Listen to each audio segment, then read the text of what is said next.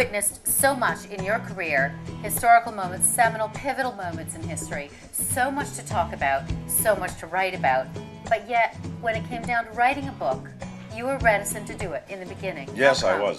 Well, for years and years, people were saying to me, as I'm sure many of you have had said to you, why don't you write a book about your life?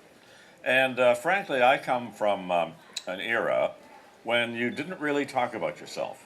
It was considered rude. You weren't supposed to put yourself out there. Mind your manners, be seen and not heard, don't get too big for your britches.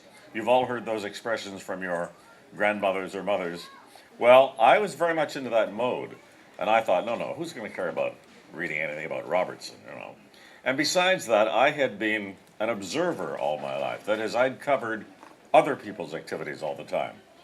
Never really centering up on myself, but really finding out about others. Because that very first event that I talk about in the book, where I stood on a platform being put up in Stratford for the local radio station, and the commentators were up above, and when the bands came marching by and the commentators started up, I knew that something clicked in me, although I didn't experience any dropping of the penny or flash from heaven or anything like that. But I knew that I was in the middle of something bigger than myself, and I was entranced by radio at that moment. But it was never really about me all of that time. The reason I was able to do it finally, and within my own head, and get my head around it, was because I thought, okay, this is a story.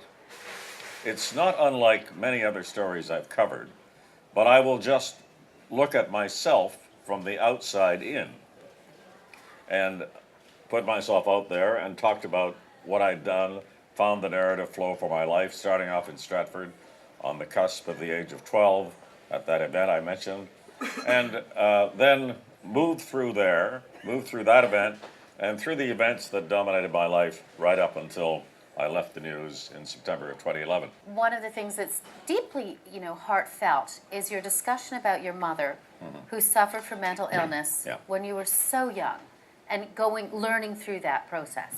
Well, I remember Daniel Shore from CBS News, longtime reporter, wrote a couple of books, and he said, do the easy stuff first. And his idea was that was your early life, because what you remember of that is mostly recall, unless you've been making notes all of your life. So he said, do that first, then get to the harder stuff, where you get into the issues and decisions about what you're doing later in life. I found the early part really difficult, because then I had to sit down and figure out how I would tell this story about my mother, who was mentally ill with several different problems, obsessive-compulsive behavior, what we now call bipolar. She was depressed and in her bedroom much of the time when I was young. She was terribly paranoid. I think she had a touch of schizophrenia, perhaps.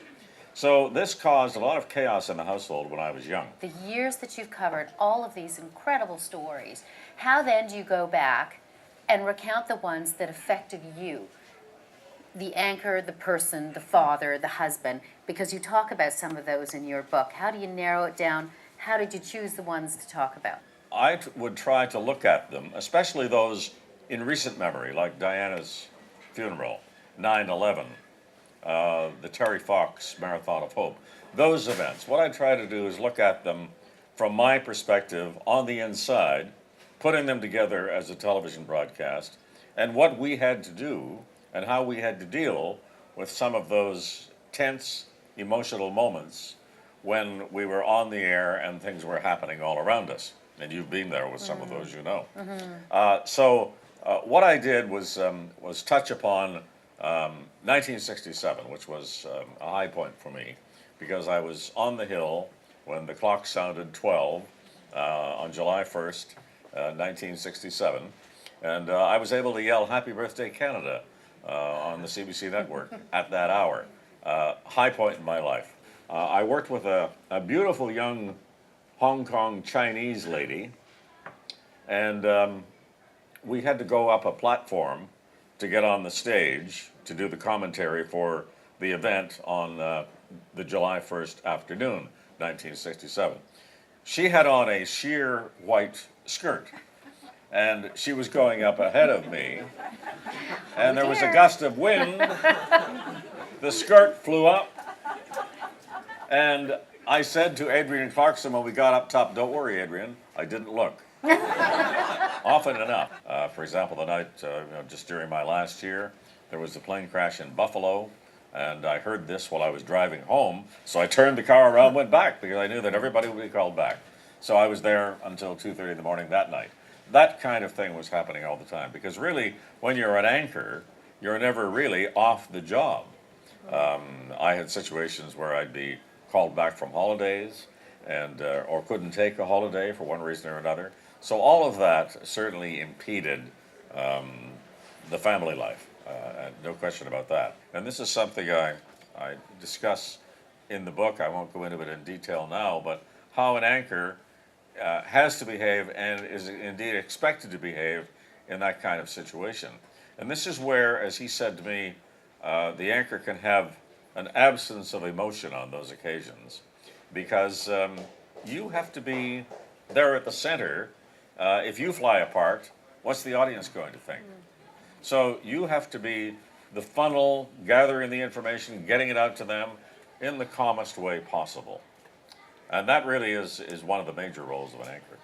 After I'd been at CTV for about 18 months, Harvey Kirk and I, who were together for the first 7 years I was at CTV, we used to, he'd say goodnight on a Monday and I'd say goodnight on a Tuesday, and we'd alternate back and forth as to who would say goodnight on a given night, on alternate nights. So one Wednesday night, I say, I'm Lloyd Robertson, and for Harvey Kirk, good night for CBC News.